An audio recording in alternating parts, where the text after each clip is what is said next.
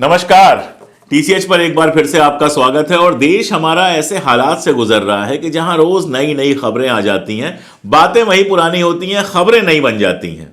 दिल्ली में पहले भी कई मस्जिदों और दरगाहों को हटाने की बात चली और हटाया गया। जिस इलाके में मैं रहता हूं, ईस्टर्न दिल्ली में, वहां से भी हटाया गया है और सारी जगहों से भी मस्जिदों को हटाया गया है। मेरी समझ में नहीं आता है कि नया शहर बनाने के लिए, नए शहर को नए तरीके से बसाने के लिए बार बार मस्जिदों को हटाने की जरूरत क्यों पड़ती है। और ताज़ा जो मामला है वो लुटियंस की सुनहरी बाग मस्जिद को लेकर है। कंफ्यूज मत करिएगा, दो मस्जिदें दिल्ली में हैं। एक सुनहरी बाग मस्जिद है और एक सुनहरी मस्जिद है। सुनहरी मस्जिद जो है वो चांदनी चौक इलाके में है, लेट मुगल पीरियड में वो बनी थी। लेकिन ये जो मस्जिद है, ये मस्जिद लुटियंस में है। लुटियंस में एक चौराहे पर यह मस्जिद है जिसके चारों तरफ से रास्ते हैं। और NDMC, new Delhi municipal corporation, अब यह कह रही है कि इस मस्जिद के चलते आवागमन में, यातायात में, ट्रांसपोर्ट में दिक्कत हो रही है, इसलिए इस मस्जिद को हटा देना चाहिए। मामला कोर्ट में गया है। एनडीएमसी ने जनता से अपनी राय मांगी है और एनडीएमसी का कहना है कि 2-2.5 हजार लोग अभी तक राय दे चुके हैं। सोशल मीडिया पर लगातार लिखा जा रहा है, बहुत सारे लोग इसका विरोध कर रहे हैं कि ना हटाया जाए। लेकिन आप जानते हैं कि आगे क्या होने की संभावना ज्यादा है, उसे मैं कहना नहीं चाहता हूं। यह सुनहरी बाग मस्जिद माना जाता है कि या तो 18वीं सदी के अंत में या 19वीं सदी की शुरुआत में बनी थी। असल में 1911 में, 1911 में जब अंग्रेजों ने तय किया कि इस इलाके में नई दिल्ली बसानी है, नए तरीके की दिल्ली बसानी है, जो प्रशासन के लिए और अंग्रेज जो अफसर थे उनके रहने के लिए दिल्ली बसनी थी 1911 में, तो उस इलाके के तकरीबन 200 गांवों को लेकर वो दिल्ली बनाने का प्लान बना। तो जाहिर है वो दिल्ली बनती तो 200 गांवों को उजड़ना था। जब भी शहर बनता है तो गांव उजड़ते हैं।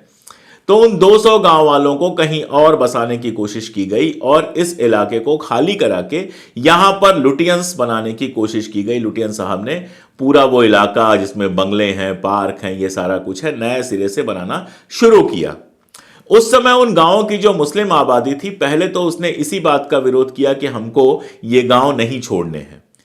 आप में से कम लोग जानते होंगे कि उस जमाने के मुकदमे आज तक चल रहे हैं जमीन को मुआवजे वगैरह को लेकर। खैर, लेकिन अंग्रेजों के साथ उनका एक समझौता हुआ कि जो रिहायशी इलाके हैं, घर हैं, वो तो खाली करा लिए जाएंगे, वहां पर तो समतल करके नए तरीके की दिल्ली बसेगी। लेकिन इन सब के बीच जो धार्मिक स्थल हैं, मंदिर हैं, मस्जिद हैं, दरगाहें हैं, इनको ब्रिटिश गवर्नमेंट डिस्टर्ब नहीं करेगी। ये उस समय जनता, वहां की जो 200 गांव की जनता थी और अंग्रेजों के बीच में एक समझौता हुआ था। और उसी के चलते सुनहरी बाग में जो ये छोटी सी मस्जिद है, इस मस्जिद को हटाया नहीं गया था। इसके चारों तरफ से सड़कें थी, बिल्डिंग्स थी, सारा कुछ था, लेकिन इसको हटाया नहीं गया था। ऐसे ही एक और बिल्डिंग है मानसिंह रोड पे, शाही मस्जिद जिसको कहते हैं, जाब्तागंज की। जाब्ता साहब जो थे वो रोहिला थे, तो रोहिलाओं के जमाने में यह मस्जिद बनी थी, जाब्तागंज। इसको भी जब सेंट्रल विस्टा की योजना आई थी तो इसको भी हटाने की बात चल रही थी। और तब जो अमानुल्लाह खान साहब हैं, आपके नेता हैं, वक्फ बोर्ड के अध्यक्ष हैं, उन्होंने काफी खतो किताबत की थी कि इसको ना हटाया जाए। खैर, अभी हम बात कर रहे हैं सुनहरी बाग मस्जिद की। तो अब सुनहरी बाग मस्जिद को हटाने के पीछे जो लॉजिक दिया जा रहा है वो मैंने आपको बताया। लॉजिक ये दिया जा रहा है कि इससे यातायात में दिक्कत आ रही है, ये अगर हटा दी जाएगी तो यातायात आसान हो जाएगा। ये हो सकता है, ये मुमकिन है कि यातायात में उसके हटाने से थोड़ी और सुविधा हो जाए। लेकिन हुजूर आला, एक चीज होती है इतिहास, और दुनिया के तमाम मुल्कों में एक रवायत होती है कि इतिहास के साथ बहुत छेड़छाड़ नहीं की जाती है। लेकिन आप जानते हैं कि यहां तो इतिहास बदलने का ही खेल चल रहा है। यहां तो रोज नेहरू को गाली, रोज गांधी को गाली, कभी किसी के बारे में कुछ, कभी किसी के बारे में कुछ, कभी अकबर के बारे में, कभी बाबर के बारे में, कभी किसी के बारे में। और अब तो बाबरी मस्जिद के गिरने के बाद मन भी बढ़े हुए हैं, कोर्ट ने भी बाकायदा फैसला दे दिया है। तो इतिहास को बचाने की जगह इतिहास को बनाने की कोशिश की जा रही है। और इतिहास को इस बनाने की कोशिश में हो सकता है कि आला हुजूर को, शहंशाह वक्त को, उस इलाके में एक मामूली मस्जिद को देखना दिक्कत पैदा कर रहा हो, उनके आंखों में किरकिरी की तरह चुभ रही हो मस्जिद। आखिर उस मस्जिद के बगल से ही एक रास्ता हमारे गृह मंत्री महोदय के बंगले तक भी जाता है, ये अलग बात है कि वो मस्जिद तब से वहां है जब न गृह मंत्री साहब थे न उनका बंगला था। लुटियंस के बनने से पहले, उस इलाके के, नई दिल्ली के बनने से पहले से वो मस्जिद वहां पर ही है। और जैसा मैंने आपको बताया कि 2009 में उसको बाकायदा हेरिटेज का दर्जा दिया गया था। इसके अलावा आजादी की लड़ाई में उसका अपना एक अलग इतिहास बनता है। बाकी सारी कहानियां तो बहुत सारी हैं। एक जो सबसे मशहूर कहानी उस मस्जिद से जुड़ी हुई है वो मौलाना हजरत मोहानी साहब की। आप जानते हैं मौलाना हजरत मोहानी साहब जो हैं, उन्होंने ही नारा दिया था इंकलाब जिंदाबाद का। उन्होंने ही भारत की संपूर्ण आजादी के लिए प्रस्ताव पेश किया था और वही थे कि जब कॉन्स्टिट्यूएंट असेंबली में प्रस्ताव आया 370 का, तो खड़े होकर उन्होंने पूछा कि कश्मीर के साथ अलग व्यवहार क्यों। वो थे मौलाना हजरत मोहानी, जिनकी वतन परस्ती, जिनकी वतन से मोहब्बत पर किसी को कोई शक कभी रहा नहीं है। अब तो खैर सबको शक हो सकता है, नाम अगर मुस्लिम है तो उस पर कोई भी शक किया जा सकता है। खैर, तो मौलाना हजरत मोहानी साहब जब कॉन्स्टिट्यूएंट असेंबली के मेंबर थे, तो आप जानते हैं कि कॉन्स्टिट्यूएंट असेंबली के मेंबर को बाकायदा टीए दिया जाता था कि अच्छे होटल में रुकें, अच्छे इलाकों में रुकें और अच्छी गाड़ियों से तशरीफ लाएं संसद के अंदर। लेकिन मौलाना साहब सुनहरी बाग की इस छोटी सी मस्जिद में रुका करते थे और यहां से ही जो तांगे वांगे जाया करते थे शेयरिंग वाले, उसमें बैठ के पहुंच जाते थे पार्लियामेंट। जब उनसे कहा गया कि आप टीए क्यों नहीं लेते हैं, तो उन्होंने कहा कि हमने जंग आज़ादी किसी टीए के लिए नहीं लड़ी थी, हमें कोई टीए नहीं चाहिए। मस्जिद में रहूंगा, यहीं खाऊंगा पीऊंगा और आपके पास समय से पहुंच जाऊंगा, दिन भर अपना काम करूंगा। याद कीजिए तुलसीदास ने भी कभी लिखा था, मसीत में सोईबो मांग के खाईबो, मसीत में सोईबो। तो मस्जिद इस रूप में सराय जैसी जगह भी रही है जहां लोग रुकते रहे हैं, जहां लोगों के खाने की व्यवस्था भी हो जाती थी, जहां लोगों को छत मिल जाती थी कि चलो रात गुजार लें। तभी तो तुलसीदास से लेके मौलाना हजरत मोहानी जो हैं वो मस्जिद में रुकने की बात करते हैं। तो इस रूप में ये जो मस्जिद है वो मौलाना हजरत मोहानी से भी जुड़ जाती है, हमारी जंग आज़ादी का जो इतिहास है उससे भी जुड़ जाती है। लेकिन कहाँ जंग आज़ादी का इतिहास, कहाँ मौलाना हजरत मोहानी।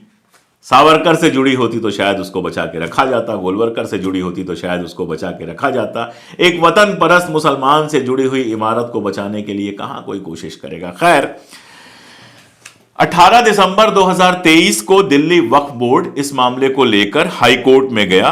वहां पर अदालत ने इजाजत दी थी कि मस्जिद जैसी है ज्यों की त्यों मस्जिद को बरकरार रखा जाए। इस फैसले में एनडीएमसी का जो तर्क आया था उस पर ध्यान देते हुए रिट याचिका का निपटारा कर दिया गया था। इसके पहले 7 जुलाई को कहा गया था कि दोनों पक्ष जो हैं, यानी जो वहां के वक्फ बोर्ड के लोग हैं और जो एनडीएमसी के लोग हैं, वो मिलकर वहां पर निरीक्षण कर लें। जाहिर तौर पे एनडीएमसी के लोगों का मानना था कि इससे यातायात में दिक्कत आती है, जबकि मस्जिद से जुड़े हुए लोग 2-3 बातें करते हैं। पहला तो ये बताते हैं कि इसकी रवायत में है कि जिस समय संसद चल रही होती है उस समय इसमें सार्वजनिक नमाज नहीं पढ़ी जाती है। यानी संसद चलती है तो उस इलाके में भीड़ भाड़ बढ़ती है और उस समय मस्जिद में सामूहिक नमाजें, चाहे वो जुमे की नमाज हो या बाकी हो, सामूहिक नमाजें बंद कर दी जाती हैं ताकि लोगों को कोई डिस्टर्ब ना हो। वहां के जो देख रेख करने वाले हैं उनका कहना है कि हमने हमेशा गवर्नमेंट की पॉलिसीज का, गवर्नमेंट के आर्डर्स का पूरी शिद्दत के साथ पालन किया है और यह कोशिश की है कि हमारी वजह से किसी तरह की कोई दिक्कत पेश ना आए। यह अपने आप में बड़ी चीज है। आप सोच सकते हैं कि संसद का जिस समय सत्र चलता है उस मस्जिद में सार्वजनिक नमाज बंद करा दी जाती है, सार्वजनिक मीटिंग्स जो होती हैं वो बंद करा दी जाती हैं ताकि अगल बगल जो रास्तों पे चलने वाले हैं उनको कोई दिक्कत पेश नहीं आए। हालांकि इस मसले पर आपस में ही थोड़ी तालमेल की कमी रही, तो जो मजहबी कमेटी है उसने कह दिया था कि इस मस्जिद को गिराने में कोई दिक्कत नहीं है, जबकि वक्फ बोर्ड लगातार ये कह रहा है कि मस्जिद को नहीं गिराना चाहिए। तो उनके बीच में ही आपसी तालमेल की दिक्कत भी है। लेकिन कुल मिलाजुलाकर बाद में एनडीएमसी ने जनता से बाकायदा राय मंगवाई है कि आप क्या सोचते हैं, और एनडीएमसी का कहना है कि 2000 से ज्यादा लोगों ने खत लिखा है, मेल किया है और उनमें से ज्यादातर में यह मांग की गई है कि मस्जिद को ज्यों का त्यों बनाए रखा जाए। दरअसल जो मैं कहना चाह रहा हूं वो ये कि ठीक है, दुनिया बहुत आगे चली गई, ठीक है, गाड़ियां बहुत बड़ी बड़ी हो गई सबके पास, ठीक है, 80 और 90 के रफ्तार पर आप गाड़ियां दौड़ाते हुए अपनी मंजिल पर पहुंच जाना चाहते हैं। ठीक है कि वो इलाका वीआईपी इलाका है, लेकिन एक चीज होती है इतिहास। और जैसा मैंने कहा कि दुनिया के सारे देशों में एक रवायत होती है कि अपने इतिहास को बचा के रखा जाए। आप अगर कभी सेकेंड वर्ल्ड वार के जो मॉन्यूमेंट्स देखेंगे तो आप देखेंगे कि उनको सजाने की कोशिश नहीं की गई है। जैसे थे वैसे ज्यों के त्यों रखे गए हैं। बर्बाद, बदहाल, बमों से गिरी हुई बिल्डिंग्स आपको वैसे ही दिख जाती हैं जैसी तबाह हुई थी।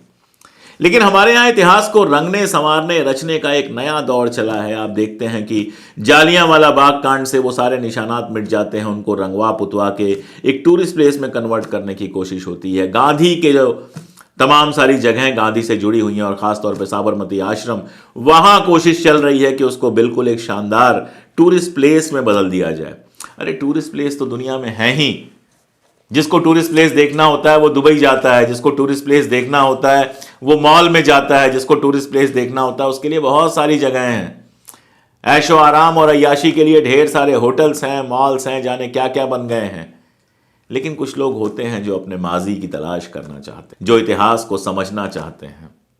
वो जब चांदनी चौक में जाते हैं तो सिर्फ शॉपिंग करने नहीं जाते हैं, वो सुनहरी मस्जिद को देखते हैं, वो गुरुद्वारे को देखते हैं, पुराने मंदिरों को देखते हैं, पुरानी बिल्डिंग्स को देखते हैं, लाल किले को देखते हैं और इन सब को देखते हुए तसव्वुर करते हैं कि हमारा माजी कैसा रहा होगा। सोचते हैं इतिहास के बारे में। हमारे जैसे लोग जाते हैं, उन पत्थरों को छू कर देखते हैं और अंदाज लगाने की कोशिश करते हैं। किसी खंडहर से गुजरते हैं, उस खंडहर को देखते हैं, छूते हैं, समझने की कोशिश करते हैं, उनको पत्थरों को देख के कोशिश करते हैं ये जानने की कि ये कब के बने हुए हैं। उस स्ट्रक्चर को, उस स्थापत्य को देखकर अंदाज लगाते हैं कि किस पीरियड में बने हुए हैं, क्या उपयोग होता होगा। इतिहास का अध्ययन, इतिहास की समझ और इतिहास का अपना आकर्षण भी होता है। किसी पुराने किले के बारे में सोचिए। बहुत सारे 5 स्टार 3 स्टार आपने होटल देखे होंगे, लेकिन टूटे फूटे से जब एक किले से आप गुजरते हैं, उस किले को आप देखना शुरू करते हैं तो एक पूरा कई 100 सालों का मंजर आपके सामने से गुजर जाता है। अगर आपकी इतिहास में रुचि है, अगर आपने पढ़ाई लिखाई की है, तो महाराष्ट्र में किसी किले पर चलते हुए, घूमते हुए आपको यह लग सकता है, आप सोच सकते हैं कि ओह, शिवाजी कभी यहां से गुजरे थे। कभी लाल किले के आसपास घूमते हुए आपको लग सकता है कि अरे, गालिब यहां से निकले होंगे। गालिब की हवेली पर जाकर कभी आपको यह लग सकता है कि आह, कभी गालिब ने यहां बैठ के शेर कहे होंगे, कभी इन सड़कों से गालिब गुजरे होंगे। कभी आप राजपुताने में जाते हैं, जब राजस्थान के राजपुताने में जाते हैं तो आपको लगेगा ओह, जो राजपूत वीर थे हमारे, वो इन सड़कों पर चले होंगे, इन शहरों में रहे होंगे, इन किलों में रहे होंगे। किसी बड़े शायर के, किसी बड़े पोएट के इलाके में आप जाते हैं, पुराने घर में जाते हैं तो आपको लगता है ओह, यहां बैठ के लिखी गई होंगी दुनिया की सबसे शानदार कविताएं। उन सबको अगर जमींदोज करा दिया जाए सिर्फ इसलिए कि वहां से कारें तेजी से गुजर सके, सिर्फ इसलिए कि वो खूबसूरत और हो सके, तो ये सारा का सारा जो इतिहास है वो नष्ट हो जाएगा। ये इतिहास को छू के, महसूस करके समझने की, जानने की जो पूरी एक रवायत है वो खत्म हो जाएगी। अब मेरी आवाज का असर तो क्या ही होगा जहां बहुत बड़े बड़े लोग लगे हों, लेकिन मैं ये कहना चाहूंगा कि अपने इतिहास के इस धरोहर को, 150-200 साल पुरानी इस धरोहर को, जिससे जंग आज़ादी का भी एक किस्सा जुड़ गया है, अगर तुड़वाए बिना वहां के यातायात को थोड़ा बेहतर किया जा सकता है, या दिल्ली में ऐसे भी बहुत जाम लगता रहता है, अगर उसके साथ साथ उस थोड़े बहुत एक्स्ट्रा जाम को बर्दाश्त किया जा सकता है, तो यह इतिहास की इमारत बच जाएगी। इतिहास तोड़ने का जो आरोप है वो आने वाली पीढ़ियां हमारे ऊपर नहीं लगाएंगी। आने वाली पीढ़ियां हमसे पलट के नहीं पूछेंगी कि तुमने इतिहास को बचा कर क्यों नहीं रखा, तुमने तो अपनी आंखों से देख लिया, तुमने तो अपने हाथों से छू लिया, हमारे लिए यह अनुभव बचाकर क्यों नहीं रखा। पता नहीं नक्कार खाने में मुझ जैसी तूती की आवाज पहुंचेगी कि नहीं पहुंचेगी, लेकिन आप तक मेरी आवाज पहुंच रही है। एनडीएमसी की साइट पर जाइए, वहां जो मेल है, जो भी महसूस करते हैं आप, अगर दिल्ली के रहने वाले हैं, आपने वो इलाका देखा है, तो जो भी महसूस करते हैं उस मेल पर जरूर बताएं। कोशिश करें कि इतिहास की ये इमारत बच जाए, बाकी तो वही होगा जो मंजूर हुक्काम होगा। आज के लिए इतना ही, बहुत शुक्रिया। आगे ऐसे ही मुद्दों पर लगातार बात मैं करता रहूंगा। जुड़े रहिए हमारे साथ। वीडियोस को लाइक करना, सब्सक्राइब करना, दोस्तों तक पहुंचाना आपका काम है, और कैमरे और सत्ता की आंख में आंख डालकर सच कहना। हम अपना काम करते रहेंगे, आप अपना काम करते रहिए। दुनिया जैसी है वैसी ही नहीं थी, और जैसी आज है कल उससे बेहतर भी हो सकती है, बशर्ते हम कोशिशें करना ना छोड़ें। बहुत शुक्रिया।